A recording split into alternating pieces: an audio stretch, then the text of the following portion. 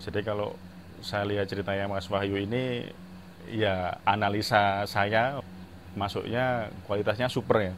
Tapi Ya, kenapa kok harganya segitu, Mas? Untuk DOC Jopper yang super itu menurut saya terlalu murah. terlalu murah. Kalau Kalau menurut Mas Wahyu ya, gimana? menurut saya juga sama. Cuman kan saya itu gimana ya mas? Kalau pengennya kan saya itu segitu sudah dapat, segitu pun peternak juga dapat.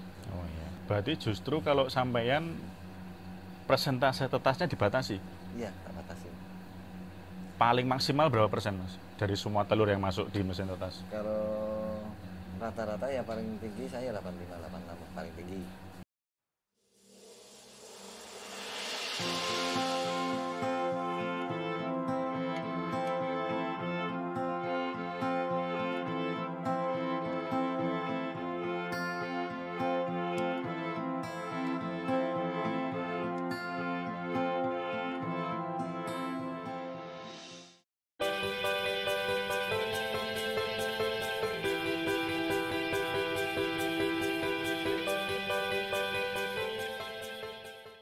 Assalamualaikum dulur-dulur, kembali lagi di channel Brewok Farm. Hari ini saya rencana akan ke lokasi penetasan chopper ditemani Mas Binawan. Lokasinya mana, Mas? Sami Galuh. Sami Galuh, Kulon Progo. Karena medannya agak ekstrim, jadi kami masih nunggu untuk dijemput. Jadi tonton terus ya dulur-dulur videonya. Oke kawan-kawan, kita udah sama Mas Wahyu, owner dari penetasan DOC Chopper. Nama penetasannya apa, Mas? Chopper Kulon Progo mas. Chopper Kulon Progo, ada IG-nya? Ada, Facebook? Facebook ada. Facebook, IG bisa dicari Chopper Kulon Progo. Nah ini kita mau ngobrol-ngobrol soal penetasan chopper. Siapa tahu nanti dulur-dulur semua yang ingin pesan DOC chopper ke Mas Wahyu bisa dilayani. Areanya mana aja, Mas? Eh, selama masih Pulau Jawa mas. Oh, jadi selama Pulau Jawa bisa pesan DOC di Mas Wahyu. Sistemnya pre-order ya, Mas ya? Ya udah, Nanti nomornya saya cantumkan nomornya Mas Binawan nggak apa-apa? nggak apa-apa. Nanti saya cantumkan nomornya Mas Binawan. Sebenarnya saya mau tanya dulu, Mas, awal penetasan ini dari tahun berapa, Mas? Kalau belum lama kok mas. Karena dulu kan awalnya itu sebenarnya kan saya cuma karyawan. Ya, Cuman saya waktu itu kan minta minta apa ya, minta jatah order ya, rutin. Cuman waktu itu kan nggak dapet. Nah, itu kan ya, saya cari sendiri. ya. Nah, dari situ baru dari kapasitas 500 ekor per minggu terus naik dari 2000 per minggu. Nah kita punya permintaan 3000 per minggu baru saya bikin mesin. Kalau tak dari tahun berapa nggak ingat, Mas? Tahun berapa ya mulainya, kalau mulai jualannya sekitar tahun 2018, 2017, Sekitar 2018. 3-4 tahun lah ya. 3-4 tahun jualannya. Kalau untuk pemesanan biasanya ready stock atau pre-order? Pre-order. Itu paling cepat pesannya hamin berapa atau sebelum order harus pesan berapa lama paling dulu? paling cepat itu 1 bulan sebelumnya mas. Jadi hamin 30 bisa pesan lewat tadi nomornya Mas Binawan, nanti dilayani oleh Mas Wahyu selama area Pulau Jawa ya, Ya, dulur-dulur. Kalau kapasitas per minggu sekarang ini rutin berapa, Mas? kalau kapasitas per minggu sekarang ini rutin 6.500 mas per minggu. Berarti 65 box ya. Nah, 65 box. Kalau dari sisi genetik bisa dibuka nggak, Mas? Oh, bisa, Dari boleh. apa? Karena kalau saya ini keresahan peternak chopper juga, memang iya. ada beberapa breeder atau penetas yang tidak mau membuka genetiknya, tapi mengatasnamakan itu chopper, walaupun kalau untuk sekarang saya rasa juga susah bisa tahu ini bener chopper yang dari awal indukannya dan paceknya itu kan bangkok sama Oh, merah. iya. Kalau dari Mas Wahyu sendiri genetiknya dari apa? Kalau saya itu genetiknya untuk jagonya itu Iya. murni Bangkok mas. Untuk jagonya murni Bangkok. Kalau untuk induknya, petelurnya itu paling rendah itu saya pakainya Highland. Iya. Highland. Terus kalau ada Lohman ya saya pakainya Lohman. Kalau keunggulannya itu Mas dari genetik itu, dari untuk kalau kita ternak chopper, dari sisi peternak pembesaran, Kalau untuk sisi peternak pembesaran, ya, kalau untuk indukan itu jelas waktu mas, waktunya waktu pembesarannya ya. itu paling enggak kan 60 hari itu udah bisa habis, rata-rata bobotnya sekitar 9 on. Oh ya. Kalau biasanya saya juga pernah ternak chopper ya dulu-dulu. Memang kalau chopper itu 60 hari itu karena berbagai jenis DOC memang susah ya untuk tembus bobot-bobot segitu. Terus tadi kan saya juga ke tempat Mas Binawan, ya juga ternak DOC dari Mas Wahyu. Itu kan ada beberapa DOC yang unik alias gundul ya. Oh iya. Nah itu genetiknya Kalau masih bangkok atau yang lain? kalau itu jenisnya itu masih bangkok mas, cuman jenisnya kan jenis bangkok Saigon gitu. Oh ya. Cuman kan kalau nyari apa untuk jagonya itu kan agak susah mas. Jadi nggak bisa misalkan pesennya itu minta Saigon semua itu nggak bisa saya. Oh, ya. Kalau dari Saigon sendiri yang membedakan dengan bangkok biasa nanti saat pembesaran karakternya gimana Mas? Kalau kalau secara fisik jelas beda mas, karena ada gundul loh. Tapi Yeah. kalau untuk bobot itu kalau 60 hari udah masuk 1 kilo, udah bisa masuk 1 kilo. Oh jadi kalau basicnya Saigon mencapai bobot 1 kilo lebih cepat ya Mas? Cuma secara stok sampean nggak bisa menjamin ada terus ya? Ada terus. Oh, ya. Tapi dari misalnya satu box biasanya sampean sampel ada Saigonnya atau nggak mesti juga? Itu nggak mesti juga. Oh, tergantung stoknya ya Mas? Tergantung stoknya. Dan kalau apa ya, Saigon itu ada beberapa peternak, ada yang seneng, ada yang kok ini kok kayak gini, tapi kalau udah kasih sampel pilihannya tuman lah Iya. Kadang-kadang karena gundul itu nganggapnya dikiranya cacat juga ya, padahal memang jenis ayamnya karena indukannya yang jagonya kayak gitu ya. Kalau Mas Wahyu pernah dengar ada DOC chopper yang jagonya itu nggak murni bangkok. Terus ada yang bilang juga itu nanti arahnya jadinya bukan DOC chopper tapi ayam jenis lain, itu bener nggak Mas menurut Mas Wahyu? Kalau sepengetahuan saya sih mungkin kalau dari konsumen kalau dari peternak itu ada keluhan seperti itu. Ya. Itu kalau saya juga pernah dapat DOC yang itu saya juga nggak tahu, maksudnya nggak tahu itu silangannya itu benar bangkok atau bukan. Itu kalau masuk ke peternak memang berbeda dengan DOC saya mas. Oh iya. Itu. Dan saya juga nggak bisa menyimpulkan itu jagonya apa. Gitu. Karena memang yang kendala dari peternak banyak yang itu mengalami bobotnya itu untuk sampai 1 kilo 65 hari aja belum bisa gitu ya. Nah itu kan banyak yang mengira bahwa memang karena genetiknya nggak dibuka, kemungkinan jenis asalnya itu memang bukan bangkok murni gitu ya. Tapi alhamdulillahnya tempat Mas Wahyu udah dijamin bahwa genetiknya bangkoknya murni ya Mas. Kalau dari harga Mas, range harganya kalau DOC-nya Mas Wahyu harganya berapa kisarannya? Kalau saya itu kisaran 5.000 mas. Flat atau perkembangan harga juga ngaruh? Kalau saya perkembangan harga sih nggak ini kok mas. Masalahnya kan produksi saya kan untuk rutinan saja. Kalau nggak rutin nggak saya produksi. Soalnya kan kalau harganya jatuh ya, kalau udah di bawah 4.500 saya udah nggak masuk. Itu tujuannya apa Mas? Menjaga kualitas atau gimana? Menjaga kualitas Mas. Karena kalau tadi saya lihat kalau saya ya melihat chopper itu, saya lihat bagus atau enggak kalau pertumbuhannya itu merata. Dan ternyata tadi saya lihat di tempatnya peternaknya Mas Wahyu juga, itu kan saya lihat umur 12 hari pertumbuhannya merata. Berarti itu salah satu kuncinya dari menjaga kualitas itu nanti di pertumbuhannya juga akan merata gitu. Terus kalau dari peternak yang udah beli DOC-nya dari Mas Wahyu dipantau nggak Mas? Ada. Semua saya pantau. Berarti masih komunikasi? Masih komunikasi.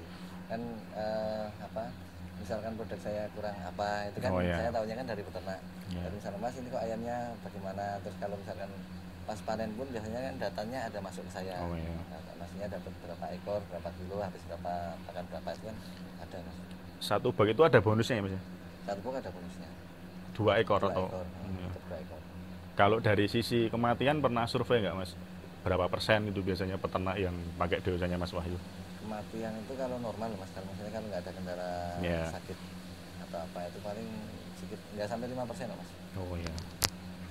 Terus kalau dari pakannya apakah seragam semua peternaknya? Oh beda-beda mas. Oh beda-beda. Beda-beda, ada yang pakai kan, kalau pakan itu kan tergantung sugestinya peternak. Iya. Kalau yang mantap kan harus pakai pakan yang bagus, itu kan harganya tinggi. Ya. Cuman kalau ini kan beda-beda. Cuman kalau untuk peternak saya yang dekat rumah saya, sekitaran rumah saya itu pakai pakan yang murah. Oh itu ya. Menyesuaikan kantong lah ya mas ya. Ya, misalkan kantong. Kalau dari surveinya Mas Wahyu, dari berbagai macam merek itu saat dipakai untuk DOC-nya dari Mas Wahyu ada pengaruhnya nggak mas? Kualitas. Kalau menurut saya DOC Jopper itu kan yang penting proteinnya di angka 20 sampai 22% itulah ya. Lah itu kalau menurut saya pribadi pakan merek apapun sebenarnya nggak masalah asal perawatannya benar Ya. dan didukung juga tadi DOC-nya bagus. Kalau selama Mas Wahyu bimbing peternak-peternaknya itu ada pengaruhnya nggak itu merek-merek pakan itu? Itu kalau saya sih, kalau membimbing peternak saya kan kuncinya cuma satu, mau pakan apa aja boleh terserah, cuman jangan gonta-ganti. Oh, Jadi iya. kalau misalkan mungkin lah 21 hari pertama pakai pakan bagus, nanti setelah 21 hari ya pakai pakannya misalkan pakai produk A ya A terus sampai Iya. pakai itu. Dalam satu periode satu merek lah ya. Satu merek. Kalau gonta-ganti juga pengaruh mas, itu berbeda itu nanti. Oh iya. Kalau mesin tetasnya ada berapa mas? Kan mesin tetasnya ada 2, masing-masing 30.000. Oh masing-masing 30.000. Cuman ini yang dari COVID cuman jalan satu aja. Berarti waktu COVID kemarin juga terdampak mas? Terdampak mas. Jadi penurunan order atau? Penurunan order. Oh, iya. Penurunan order. Kalau sistem pembayaran pembelian DOC-nya transfer atau gimana? Kalau transfer bisa, cash bisa mas. Cuman kalau untuk pre-order itu mas, pre-order itu kan biasanya saya minta debit dulu. Oh, iya. Itu kalau yang cash atau bayar di tempat ada pernah ngalami cancel atau ditipu itu? Kalau ditipu pernah mas, biasalah. Kontes ditipu itu suruh kirim tapi alamatnya nggak ada atau dia hilang kontak atau Hilang. jumlahnya dikurangi atau nggak jadi ambil gitu? Kalau yang nggak bisa diambil biasanya H-1 udah ngabarin. Oh gitu. Cuman kan dari kesepakatan kalau ada DP kan DP hilang mas kalau di cancel. Oh iya. Terus kalau di DP itu pernah juga sih dikirim katanya mau ditransfer nantinya itu sampai sekarang juga belum ditransfer. Ada wajar lah, biarlah itu kan apa hak dia lah. Iya. Maksudnya kan itu udah rezeki dia kan. Iya. Kalau belum rezeki saya nggak apa-apa. Tapi dari situ saya udah monggo lah terserah. Itu kan yang penting kan saya berusaha. Iya. Rezeki ada di tempat lain juga lah mas. Iya. Kalau dari pakan tadi mas kaitannya ada yang pernah atau Mas Wahyu hitung nggak FCR-nya penggunaan pakan saat pakai DOC-nya Mas Wahyu itu maksimal berapa FCR-nya? Rata-rata sih kalau pakai pakan bagus malah nggak sampai 20 mas, paling 19 kalau pakai pakan. Tapi kalau pakai pakan yang murah lah, itu kan yang sesuai kantong kita 350 ribuan itu paling ketemunya paling tinggi 2,3, cuman rata-rata 2,1 2,2. Untuk rata-rata bobotnya? Rata-rata hasil akhirnya 9,5-an lah. Udah hampir 1 kilo ya. Standarnya kalau di website Medion kan 1 kilo itu kan 2,2 ya. 2,2 ya. Jadi kalau saya lihat ceritanya Mas Wahyu ini ya analisa saya, walaupun saya belum pernah pakai tapi kawan-kawan ada yang pakai, masuknya kualitasnya super ya. Tapi kenapa kok harganya segitu mas? Kalau menurut saya harga 5.000 untuk DOC Jopper yang super itu menurut saya terlalu murah. Terlalu murah. Kalau menurut Mas Wahyu gimana?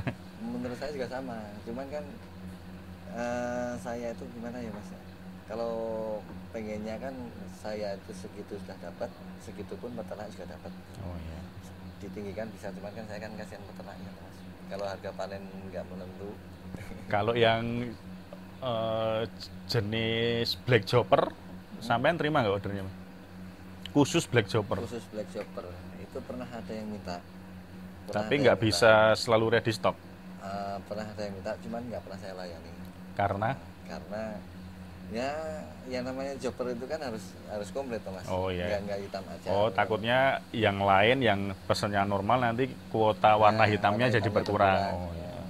Saya nggak terima. Kalau misalkan memang saya waktu ada penurunan kuota dari konsumen saya ada turun, terus saya bisa kasih black chopper. Cuman harganya kan nggak standar.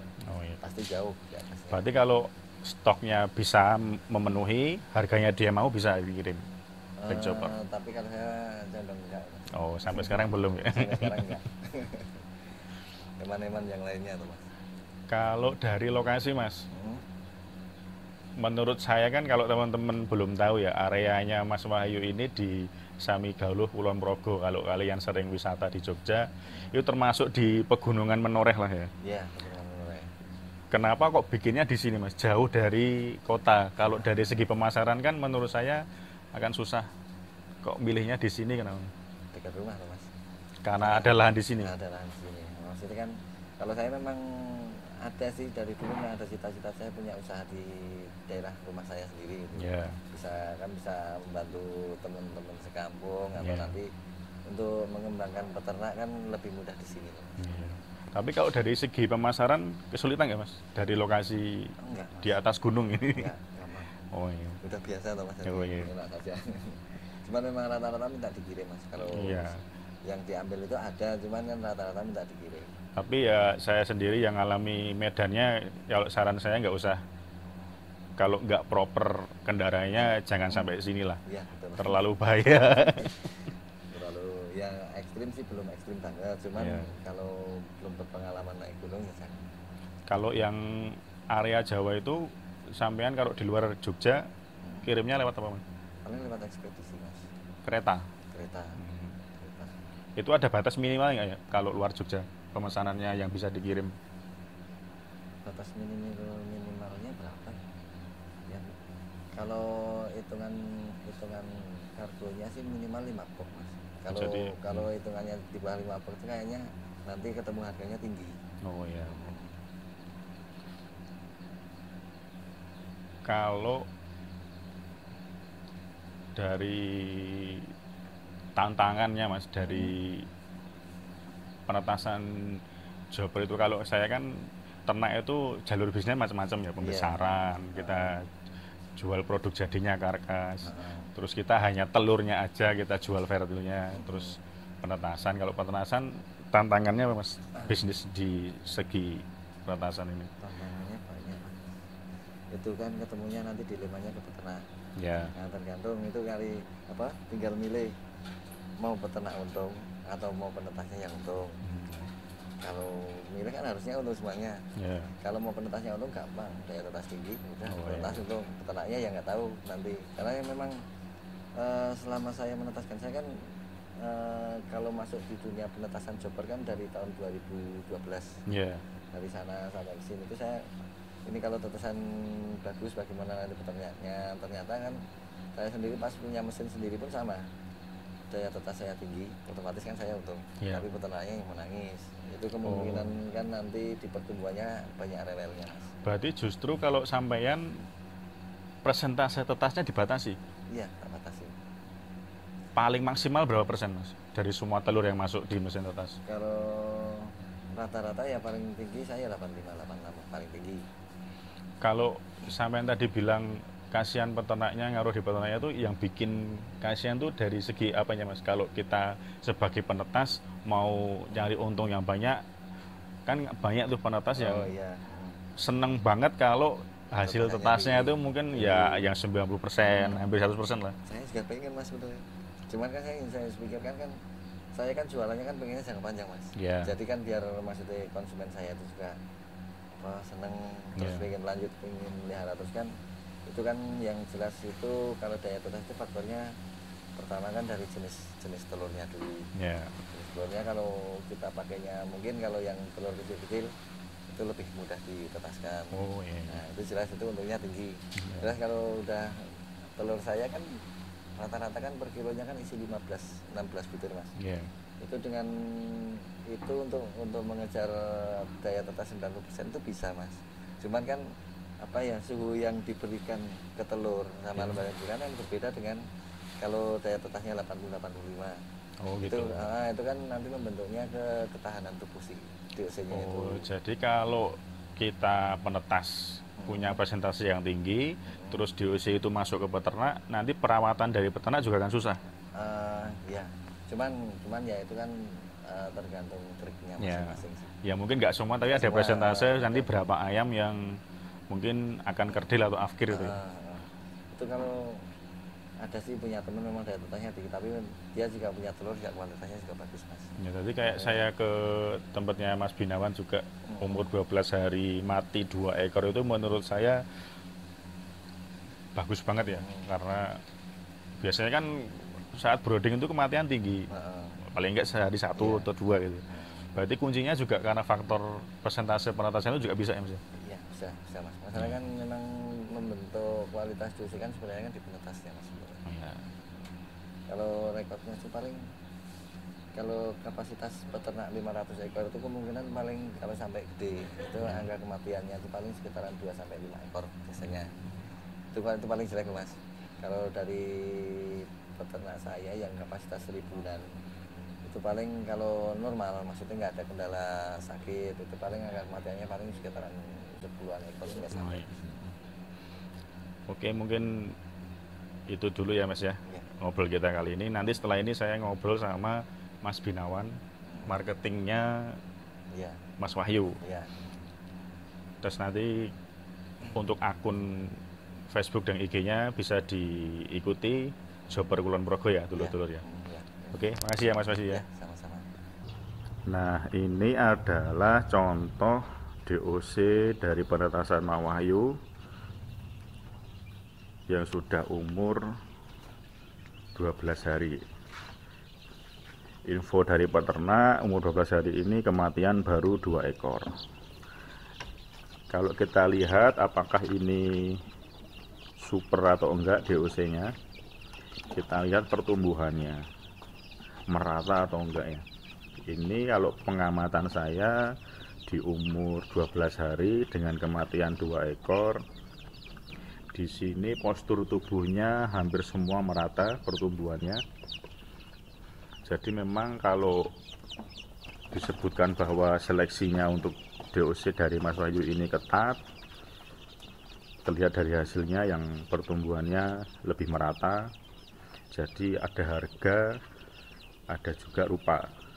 Walaupun kalau dari sisi harga yang disebutkan Mas Wahyu tadi menurut saya termasuk murah untuk kualitas super ya. Karena banyak juga penetas joper yang enggak punya quality control yang bagus, yang penting produksi, dan akhirnya pertumbuhan jopernya kurang maksimal. Kalau saya lihat di sini memang pertumbuhan joper ini di umur 12 hari pertumbuhannya merata, ayamnya sehat, kakinya kuning mengkilap, jadi terlihat pertumbuhannya bagus ya dulur-dulur. Oke, sekarang kita ngobrol sama Mas Binawan, peternak dari Mas Wahyu sekaligus marketingnya yang ngurusi DOC. Saya pengen tahu Mas pengalamannya pakai DOC-nya Mas Wahyu, apa ada kendala atau pengalaman selama ini bagaimana? Pertumbuhan ayamnya lah paling enggak. Alhamdulillah untuk sampai saat ini bukan saya memuji atau apa, tapi dalam praktek saya memakai produk buatan Mas Wahyu, alhamdulillah bagus. Kalau dari pakan yang dipakai? Dari pakan yang dipakai saya awalan sampai 21 hari pakai BR yang Fine Camel, sampai umur 30-35 pakai BR1 Confit. Setelahnya turunnya ke bawah, dari asal pakannya itu enggak ganti-ganti pabrik lah. Misalnya tadi kan yang Confit usia brooding lah ya. Nah setelah itu pembesaran hanya pakai satu merek aja ya? Satu merek aja. Kalau nggak mau nyebut merek pakannya, harga yang pakan pembesaran, kalau Confit kan tinggi ya mas ya harganya. Kalau yang pakan pembesaran, harga pakannya berapa persen mas? Harganya? Iya.